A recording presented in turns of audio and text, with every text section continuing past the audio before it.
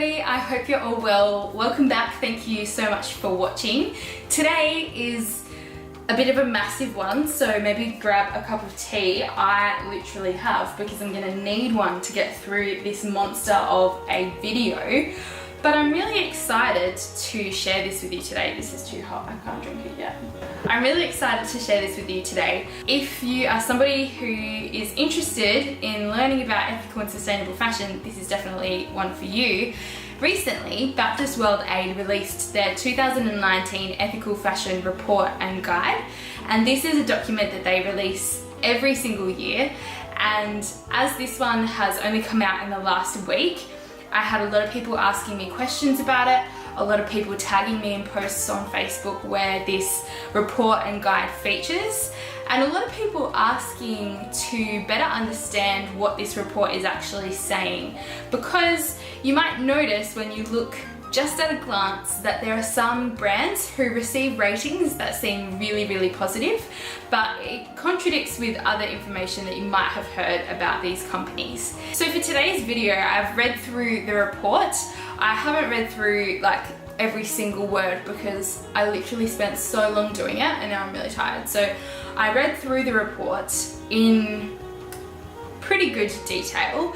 As someone who is just your average Joe, I have no gift or affinity for report reviewing, so I'm just speaking as your average person reading this report and interpreting the information and then regurgitating it back to you.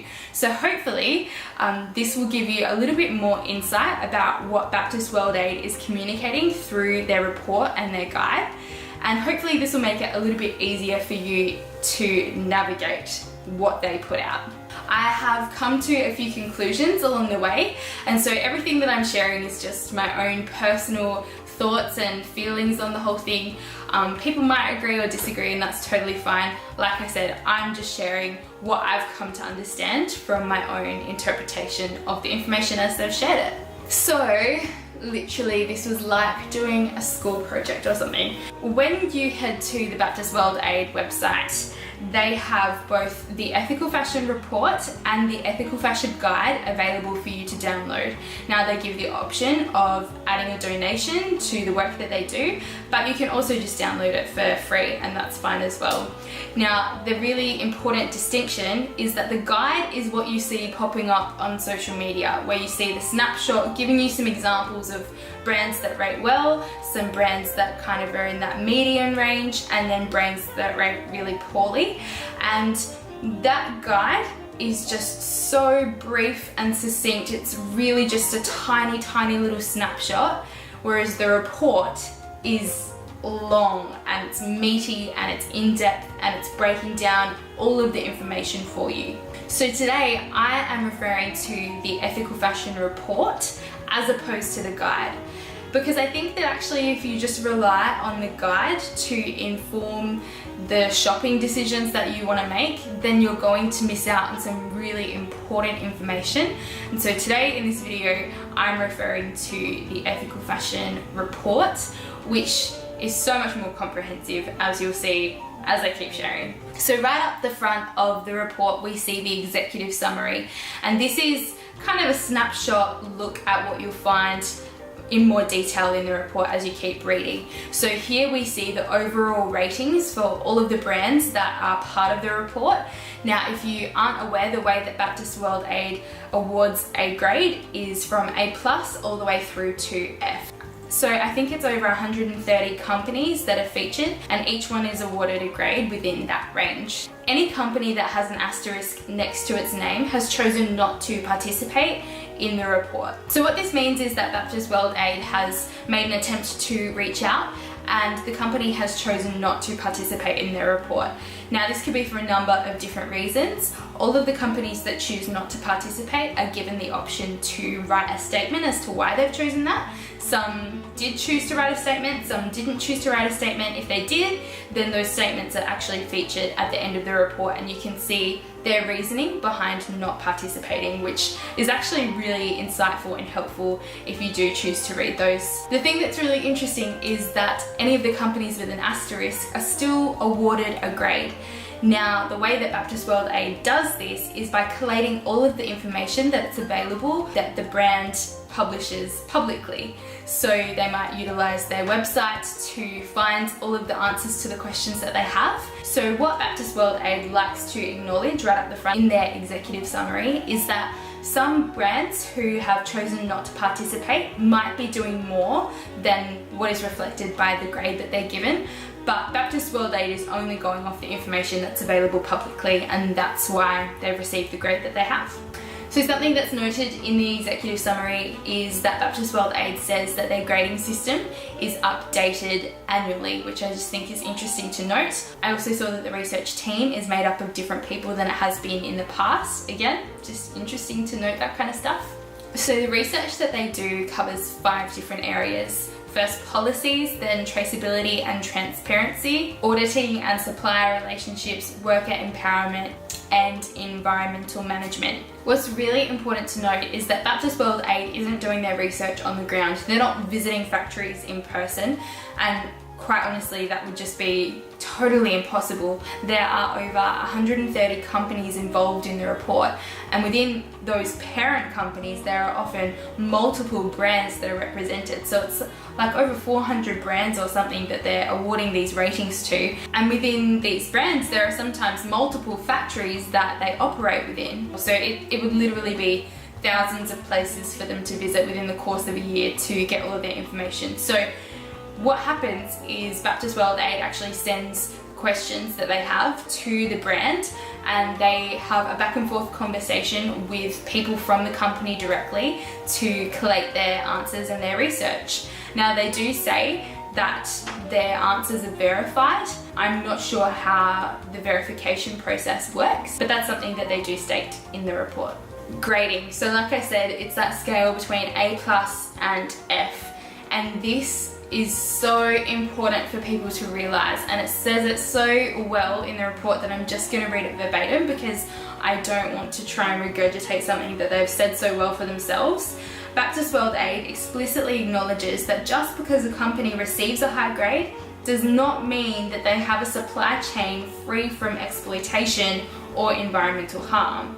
Rather, it's an indicator of the efforts the company is undertaking and the strength of its systems to reduce risk.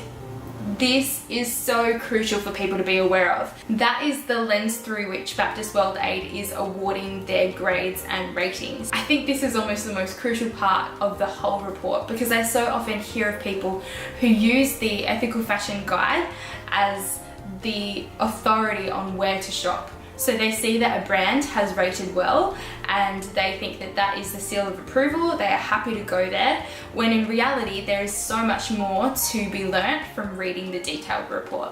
Baptist World Aid also states in their executive summary that the way they do their grading process and their whole methodology has been audited externally. Honestly, I'm going to need 10 cups of tea to do this. My throat's already sore. Now, this is the part that has taken me hours to do, okay? So please, I hope you appreciate it, because it's really hard. And I tried my best, and like I said, I'm not a professional. I'm just a lady who read a report and did my best. So, the survey data section of the report is the part that I find most interesting. Here we see the questions that Baptist World Aid has asked within those 5 categories that I mentioned earlier. These are the questions that the company receives, and you get to see a colour almost grading the response that they give to each individual question. So there's green, which is a yes answer, there's yellow, which means partial, and there is red, which means no. So here's the thing.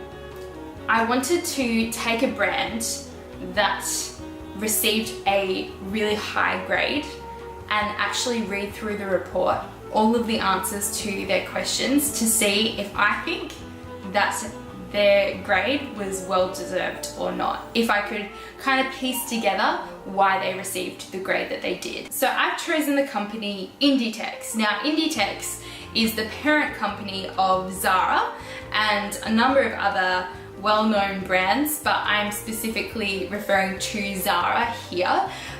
Zara is a shop that I think makes really cute clothes. I think that sometimes they really overtly just rip off designers, and I don't think that that is ethical behavior. But I also think that they have some really beautiful things in their store, but they are like the king of fast fashion.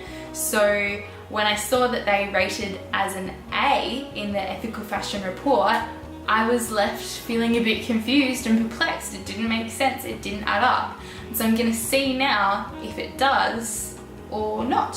So the first category, like I mentioned, is policies. Now within the category of policies, there are 8 questions that the Baptist World Aid team asks the company. Now I honestly think, like, if you can't get a decent result in your policy section, then you just have no hope. Like, the policy is just a piece of paper saying what you intend to do. Surely everyone, like, that would just be the bare minimum standard, that you would have policies in place around your ethics as a company, surely, but apparently not. But Zara, not surprisingly, rates really well for their policies. They get an A+ grade for the policy section. Of the 8 questions that they are asked, they give 7 yeses and then 1 partial. They do really great when it comes to their code of conduct. The second category is traceability and transparency. Now here, there are 24 questions asked across 3 categories. So there are the same 8 questions asked 3 different times. Now the first time, they are asked in regards to the final stage of production. So this is where the garment is made, the factories in which the garment is produced and put together, sewn together. Then there's inputs production. Now this, I believe, and like I said, I just don't know, I'm pretty sure inputs is where the raw fibers become the textiles that the brand is going to use for their clothing. And then the other category is the raw materials production, which is going right back to like the farming stages. Now, for traceability and transparency, Zara receives an A grade. And what is really interesting is that for both the final stage of production factories and the inputs production factories, they do okay. They don't publicly list all of the factories that they use. They publicly list at least like 1 factory, but whoopee. They don't give a whole lot of insight into the factories that they utilize to create their clothing. So we just don't have a whole heap of information. When it comes to their raw materials production, they only know between 1 to 25% of where the factories even are, but they are working on locating more of those factories. So of the 24 questions that were asked, 8 of them were in that yellow or red category, which would suggest that they have a fair bit of work to do in particular areas. The next category is auditing and supplier relationships. Now again, this is structured similarly to the last category, where there are 24 questions across the 3 categories.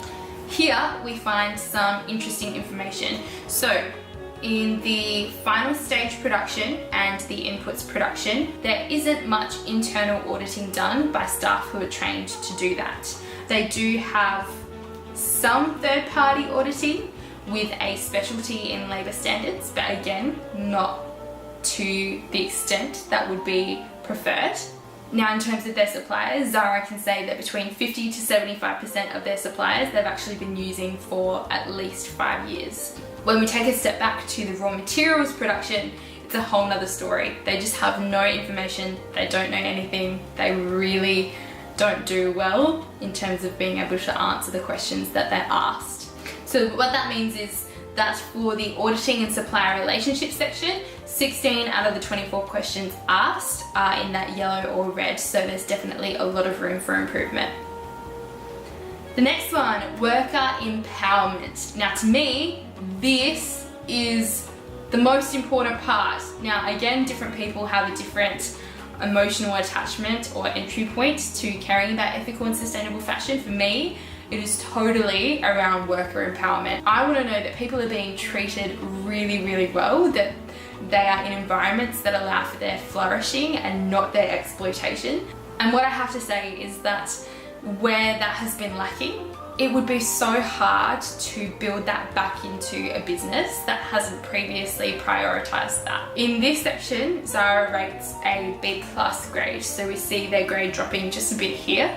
Now here there are 27 questions, again across those same 3 categories. So there's 9 questions in each. In the final stages of production and the inputs production, we learned that Zara has only partially developed a living wage methodology and calculated a living wage for all of the regions that they operate in. They've only partially published a commitment to pay a living wage that is time-bound and measurable, which is such a shame. Like, that's not good. That's not good, okay? We see that in their final stages of production, only somewhere between 26 to 50% of their factories pay a living wage. So half, maybe a quarter of their factories are paying a living wage. And they received an A overall, people, my goodness, okay. Something also interesting, they only partially train their workers on their rights regarding freedom of association. So not everybody knows that they can just leave whenever they want to, and that's sad. When it comes to inputs production, it's the same as what I've just said, but actually the percentage of factories that pay a living wage, it drops. So it's somewhere between 1 to 25% of their factories paying a living wage in that inputs production stage. And then when it comes to raw materials, they don't know anything again.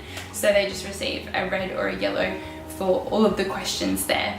So this means that of the 27 questions asked, 18 of them came back with a red or yellow answer. And then in their last category, which is environmental management, there are 11 questions asked. They received an A+ grade here. They only had 2 questions that were a yellow or a red response, and what that indicated is that not many of their products are made from sustainable fibres.